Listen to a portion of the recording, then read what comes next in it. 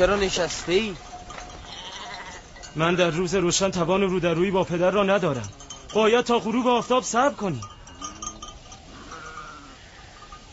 شاید تاریکی قدر از زشتی سیرت ما را بپوشاند. نه تاریکی نه ما چهره ماتم زده پدر را خواهیم دید و نه او چهره ریاکارانه و غم دروغین ما را مشاهده خواهد کرد. راست میگوید. رویارویی با پدر مشکل است.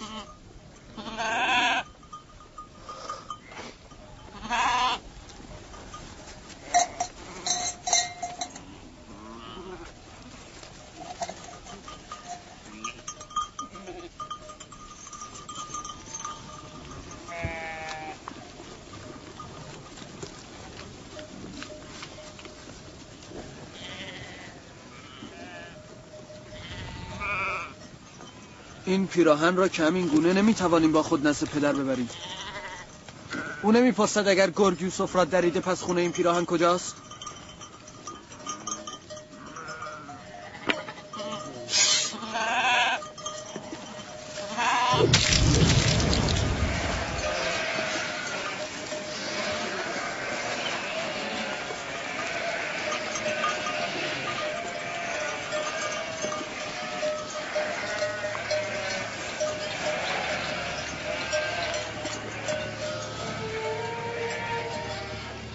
جای نگرانی نیست. هنوز دیر نکردن. آنها همیشه در روشنایی و پیش از غروب آفتاب باز می‌گشتند. امروز دیر کردند. حتما با یوسف به بازی و تفریح مشغول شده و گذر زمان را فراموش کردن.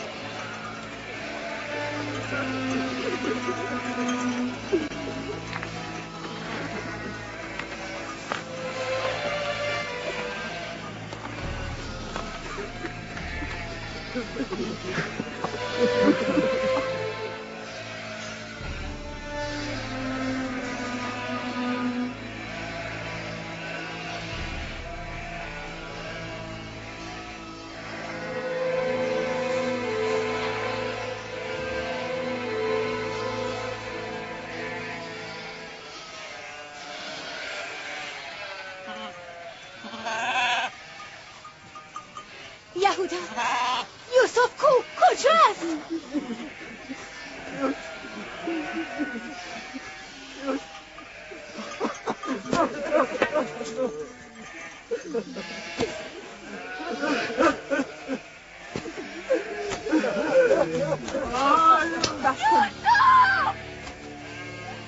ساکت شوید. یهودا، شمعون، روبین با شما هستم. ساکت شوید.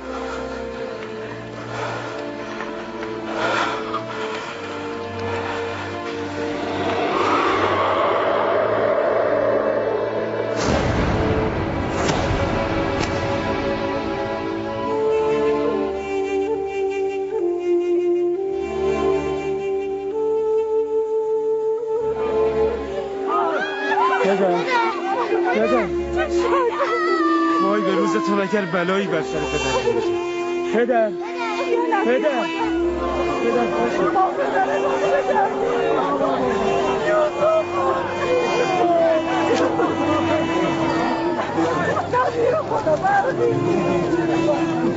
چه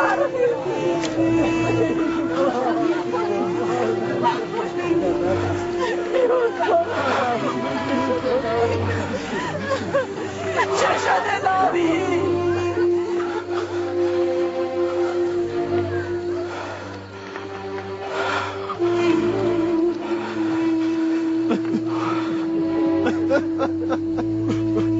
چه شده یهودا؟ یوسف کجاست؟ چه شده نامی؟ یوسف چه شده؟ چرا سخن نمیگویی؟ به خدا غم ما کمتر از غم شما و پدر نیست. ای کاش میبردیم و نزد شما باز نمیگشتیم. حرف بزن. تحمل شنیدنش دلی از سنگ میخواهد. آخر چگونه میتوان گفت؟ من تحمل شنیدن هر گونه خبری را دارم. بگویید چه شده؟ چه بلایی بر سر یوسف من آمده؟ من و برادرانم نیز دقیقا نمیدانیم چه رخ داده، چون هنگام فاجعه آنجا نبودیم. ما مشغول تفریح و بازی بودیم، غافل از بعد مکان و گذر زمان. یک وقت خدا آمدیم، روز سپری شده بود و ما از یوسف دور شده بودیم. چون یوسف را توانایی دویدن و بازی کردن با ما نبود، او را نزد لباس اساس خود گذاشتیم. به سرعت به سوی یوسف بازگشتیم، ولی اثری از یوسف نیامد. لباس و اساس بود اما یوسف نبود. فقط پیراهن خونین او را یافت. آه یوسف،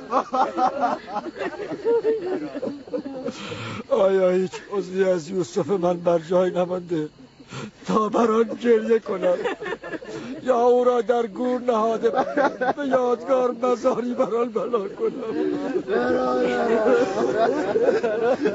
بسیار گشتیم اما به جز این پیراهن اثری از او نیافتیم.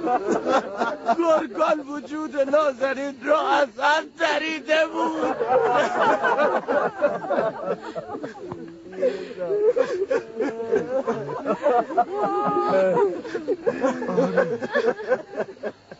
آری به خدا این پیراهن یوسف من است. بوی او را میشنوم.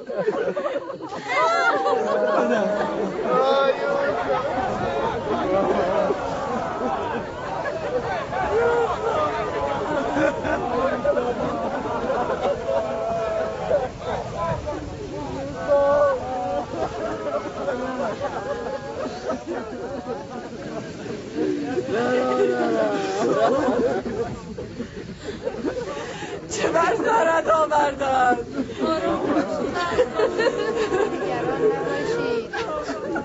جواب خواهرم را چه بدهم؟ او فرزندانش را به من سپرده بود.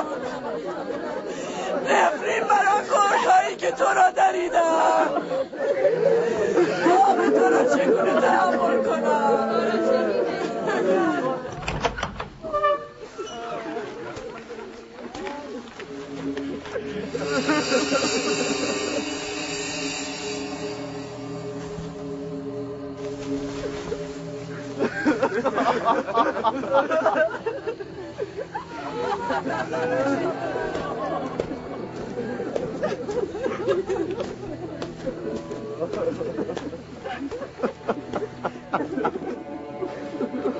آیا در هنگام حمله گرگ به یوسف همین پیراهن بر تنش بود؟ آره. گرگی که یوسف مرا دریده چه گرگ مهربانی بوده. تنش را دریده اما پیراهنش را ندارید.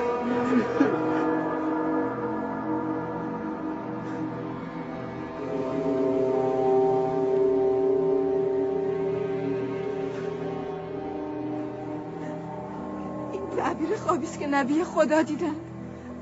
خوابی که در آن 10 گرگ میخواستن به کودکی آسیب بزنن. نه یوسف من از گرگ آسیب ندیده. گواه من این پیراهن است. یهودا، اگر یوسف را گرگ دریده چرا پیراهنش را ندریده؟ این پیراهن چرا سالم است؟ ما تا به حال متوجه این مطلب نشده بودیم. عجیب است مادر، این پیراهن چرا سالم است؟ راست میگویید، این چگونه ممکن است؟ چه اتفاقی افتاده شمعون؟ حقیقت چیست؟ ما هم نمیدانیم. واقعا حیرت آور است.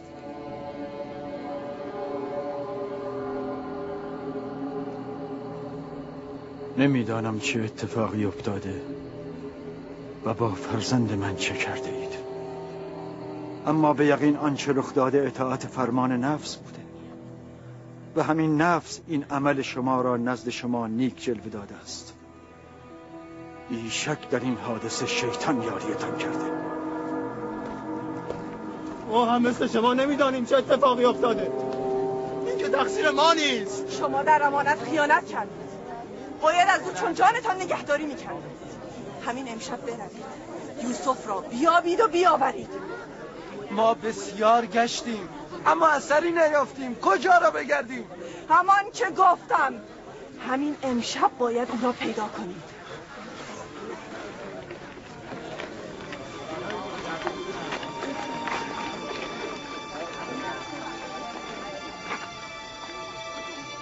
بروید. باید برای پیدا کردن یوسف تدبیری اندیشید.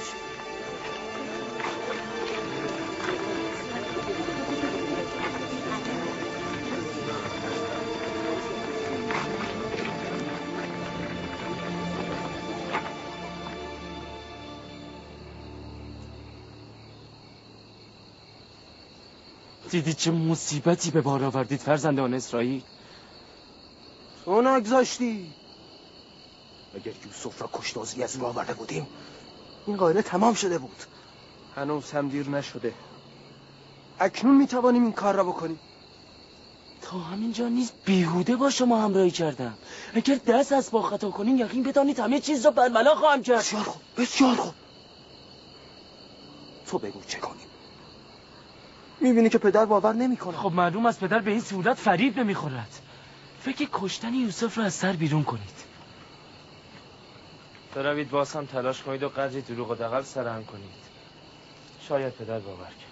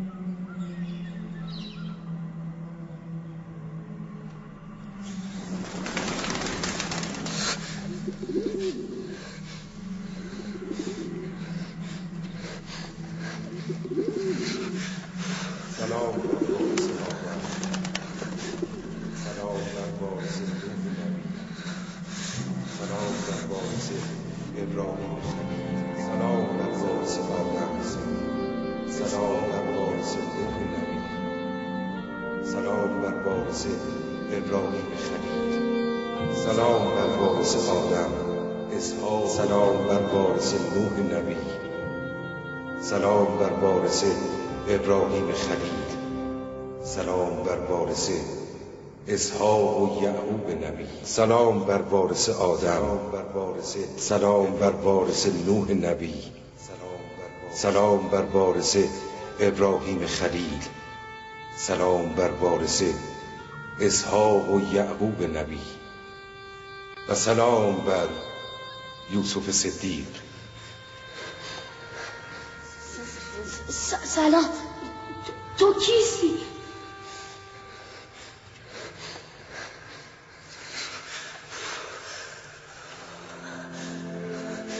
مأمور مراقبت و دلجویی از تو. پیک پروردگار یکتا هستم. مأمور مراقبت و دلجویی از تو. برادرانم مرا در چاه انداخته رفتن. آنها زجرم دادند و مظلومم کردند. میدانم، ولی به اذن خداوند جراحات تو التیام یافت.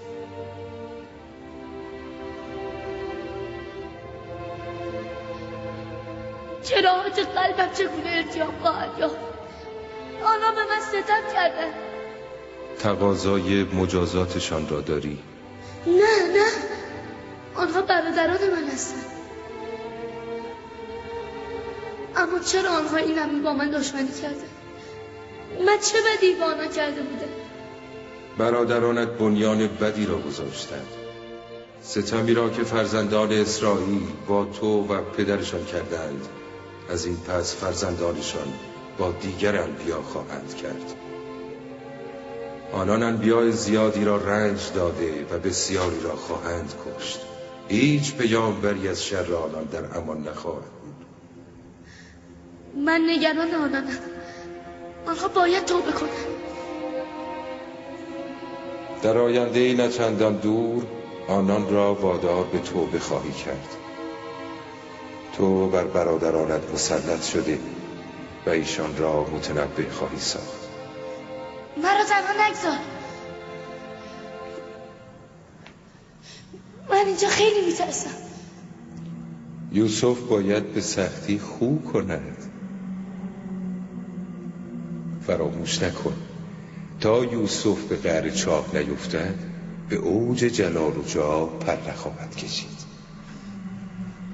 پدرم مرا مجری رسالت داد. زمان تحقق این وعده کی خواهد رسید؟ تو اینجا نه در قعر چاه که در ظل عنایت الهی. زمان تحقق آن وعده چندان دور نیست. آگاه باش یوسف که خداوند تو را بهر نبوت و بارگاه آفریده، نه بهر بند و چاه. آگاه باش یوسف که خداوند تو را بهر نبوت و بارگاه آفریده. پیک پروردگار یکتا، کجایی؟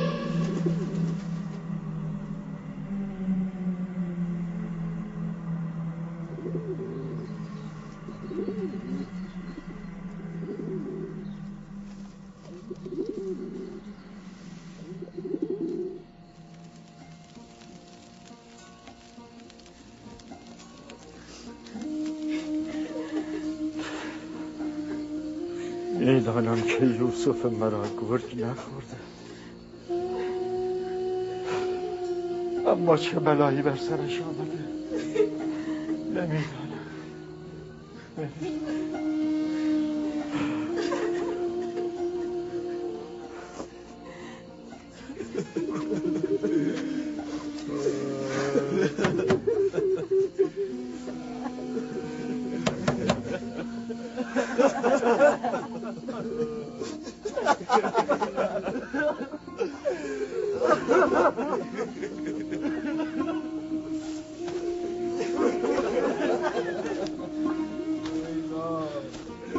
به راستی که رذل و هزار چهره ایم، ریاکار و نیرنگ بازی.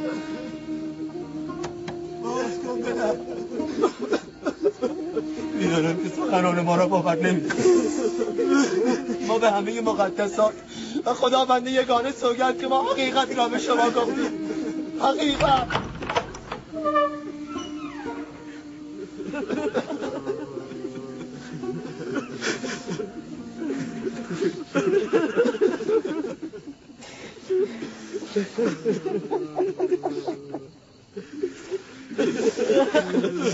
صبر زیباست و میدانم که در این مصیبت خداوند مرا یاری خواهد کرد. اما از امروز تا زمانی که از یوسف خبری نیابم شما را نخواهم بخشید.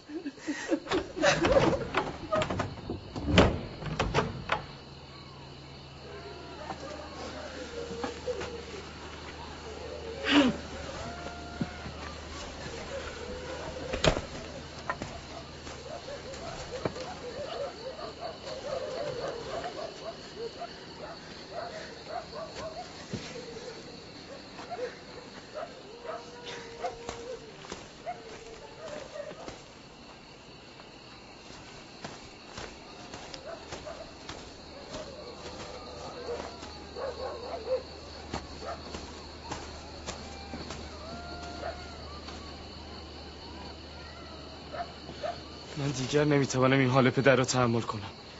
میروم که یوسف را نجات داده و نزد او بیاورم.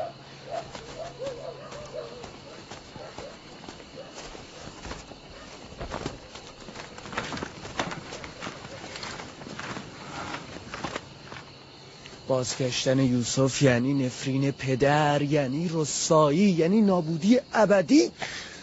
تا میفهمی چه میگویی؟ ولی من تصمیم خود را گرفتم و شما هم نمیتوانید مانع من شوید. از شما بعید نیست. لازم شود پدر را هم میکشید. چه رسد به من؟ جناب یعقوب،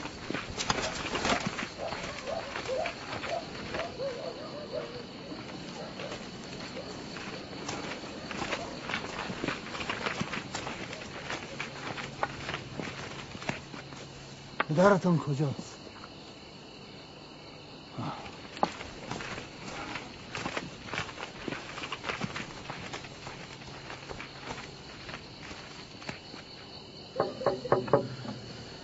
چه میخواهید؟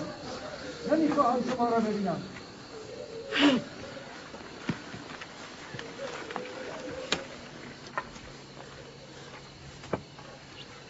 ما مردم کنعان هستیم یا نبی الله؟ یا کین هستم؟ باز کنید. درود خداوند بر یعقوب نبی. درود خداوند بر شما. برای دلجویی و همدردی با نبی خدا آمدیم. اگر از ما کمکی برمی آید دریغ نداریم.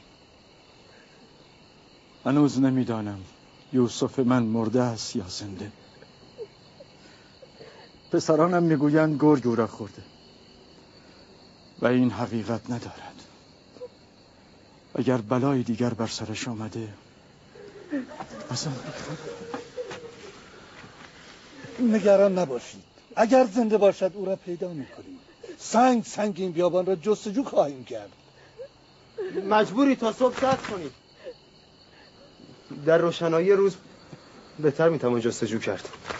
نه، تا صبح ممکن است دیر شود. جستجو را از همین امشب باید آغاز کرد. ولی ما همه جا رو جستجو کرده ایم. چراگاه را هم گشته اید؟ آری، جای آن را گشته ایم. همه جا را. ولی اثری از او پیدا نشد. باز هم میگردیم. تعداد من بیشتر از شاید اون پیدا شود. گویا شما تمایلی به جستجو ندارید. نه اگر میخواهید جستجو کنید. لباسهای مرا بیاور. از راه مکفیله به چراگاه میرویم.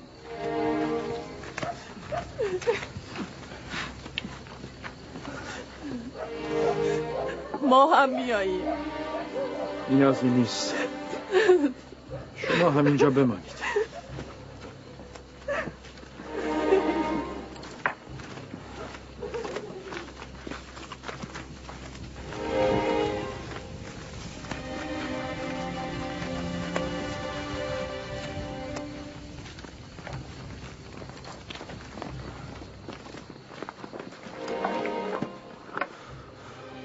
اگر یوسف را بیابند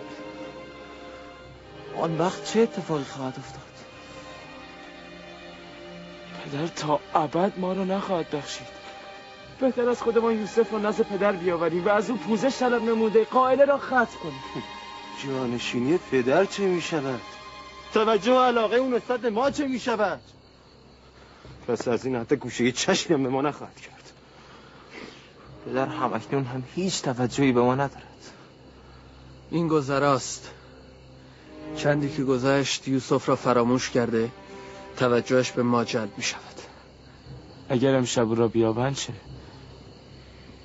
نمیابد. مگر فراموش کردی که ما یوسف را از چراگاه به جای دیگر بردیم؟ اینجا ایستادن بیفایده است. برویم در میان مردم باشیم.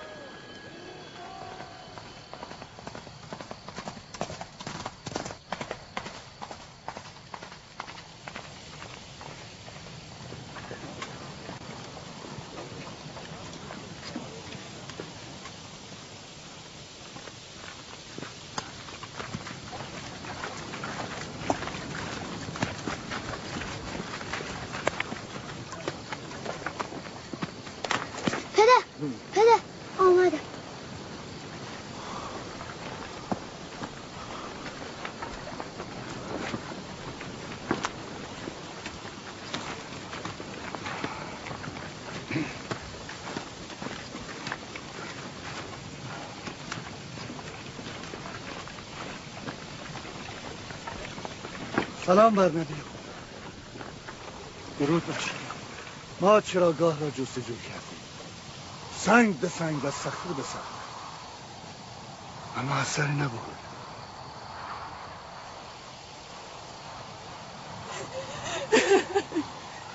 یوسف، اما آثار حرکت گله را تا دشت چاهشور دیدیم. امروز آنجا را هم جستجو. با نیز اثری از او نیافتیم.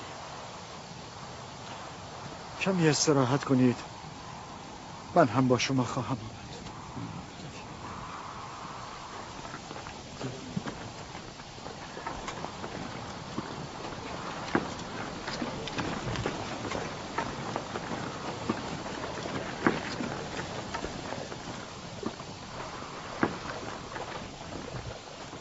تردید ندارم که امروز یوسف را میابم.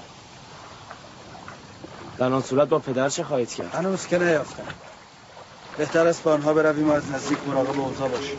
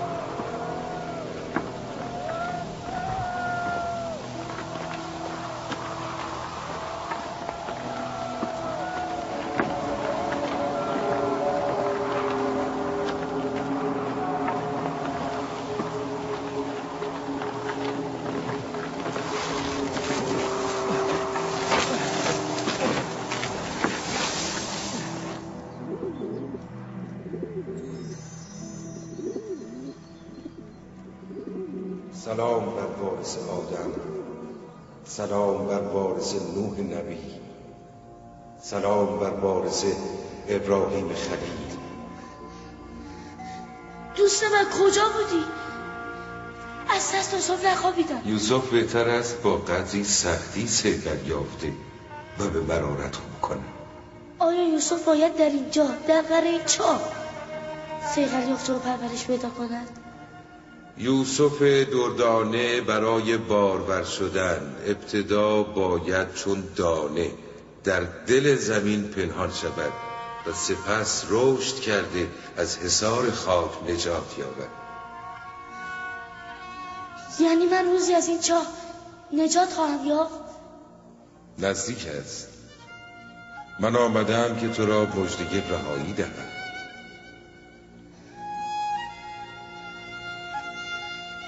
پدرم میگفت دنیا برای مومن همانند چاه تاریک است. پس برای تو تفاوت چندانی نکرده. بیرون و درون چاه یکیست. دلم برای پدرم تنگ شده. اگر از پدرت یعقوب جدایی، ولی اینجا با محبوب بی همتای. بیچاره پدرم، حال او چگونه است؟ چگونه است حال کسی که عزیز از دست داده؟ نزدیک است. من آمدم که تو را مژده رهایی دهم.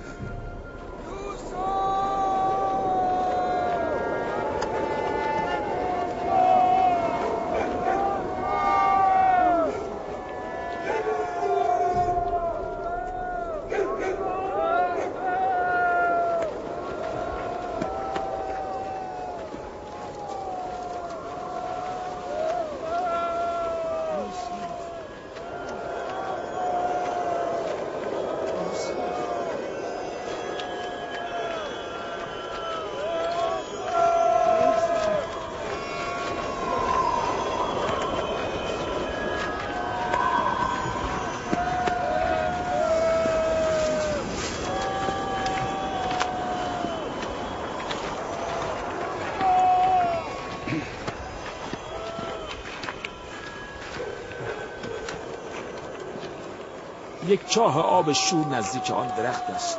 آنجا را جستجو نمی کنی؟ میدانم، ولی کسی گله را به سمت چاه آب شور نمیبرد. برم.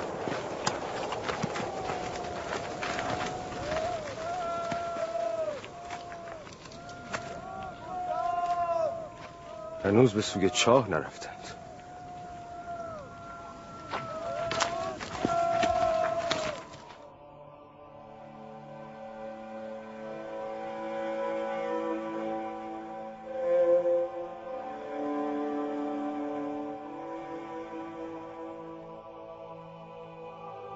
یوسف پاکسره قصد خواب ندارد.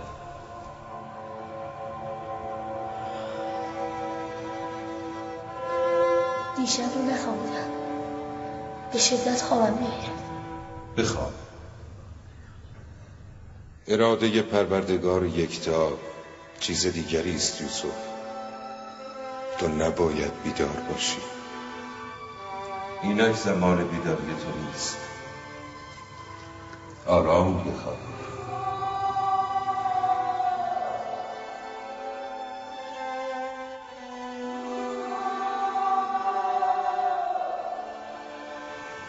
ما که همه جا را گشتیم، داخل چاه را می‌ریم.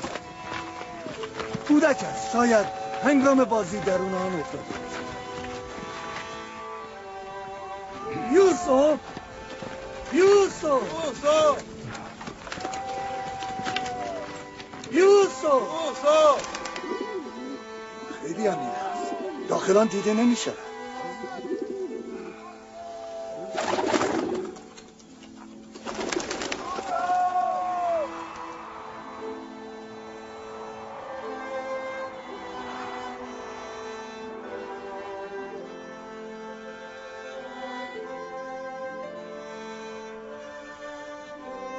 اراده پروردگار یکتا چیز دیگری است یوسف.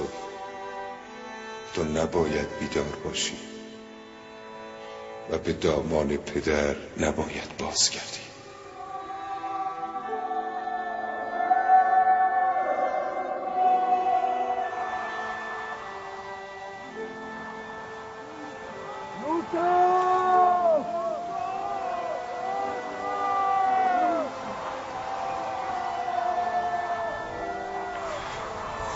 شکر را نیافتند.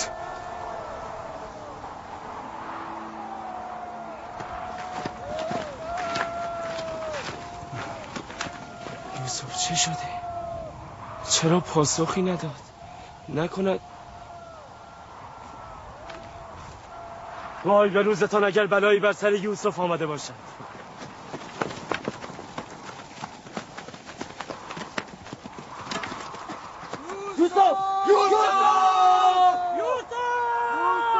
شما باید تقاص پس بدهید. چگونه؟ میتوانی بگویی؟ وقتی به خانه بازگشتیم خواهید دانست. مطمئنی که به خانه باز میگردی؟ از شما بعید نیست. کسانی که دستشان به خون یک برادر آلوده شده، به برادر دوم چرا آلوده نگردد؟ به برادر سوم و چهارم و در نهایت به خون پدر چرا نه؟ طوری سخن میگویی که گویا تو در این ماجرا اصلا دخالتی نداشته ای. وقتی به خانه رسیدیم به پدر بگو که نقشه دزدیدن یوسف کار که بود. یوسف! یوسف زنده است! صدایی شنیده می شود!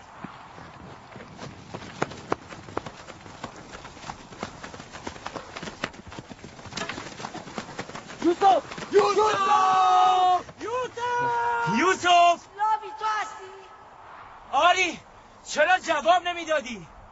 خواب بودن. چه میکنی؟ همنشین جانوران شدن. به تو آسیب نزدند؟ سالمی؟ حال من خوب است، فقط کمی گرسنه‌ام.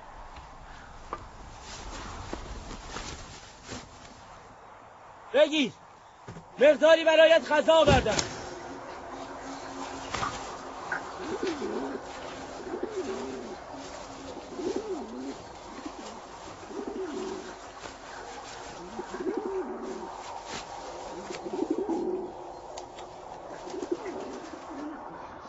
حال پدر چگونه است؟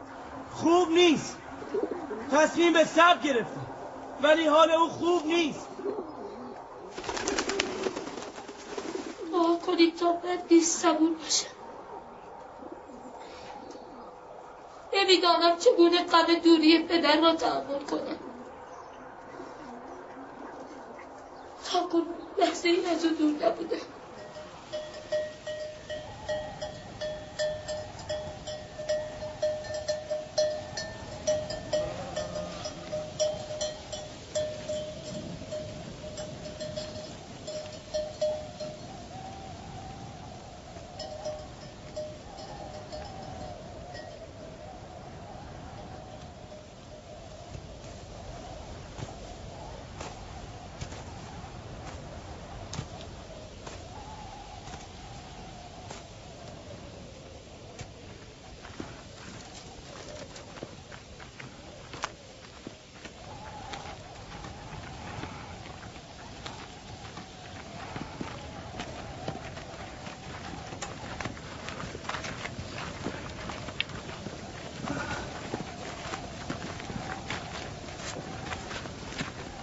خداوند یعقوب نبی را حفظ کند. متاسفانه نتوانستیم از یوسف خبری بگیریم. او در منطقه کنعان نیست. اگر بود حتما او را می‌یافتیم. خداوند به شما جزای خیر داد. همین مقدار هم بیش از توان شما و دور از انتظار من بود. دعا کنید که خداوند یوسف را به من برگرداند.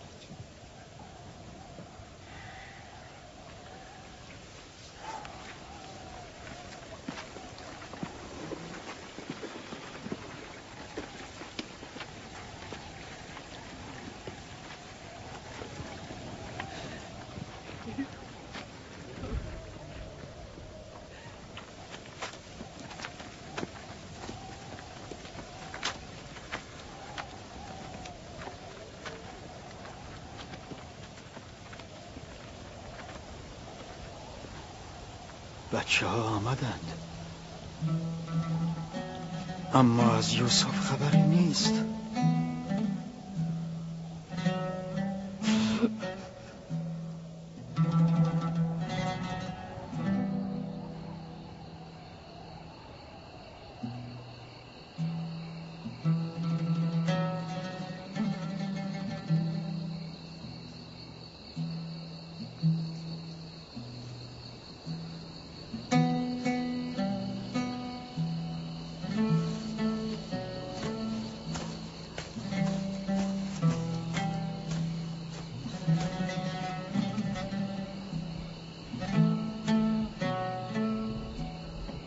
برادرم نیامد.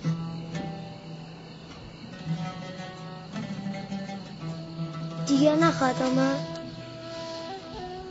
اگر خداوند اراده کند خواهد آمد. فقط باید کمی صبر کنیم و انتظار بکشیم.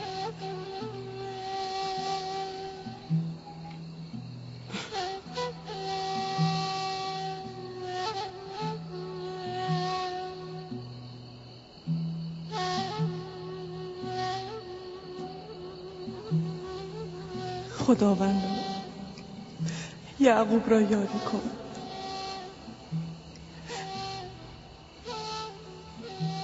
خداوند یعقوب را یاری کن. او تحمل دوری یوسف را ندارد.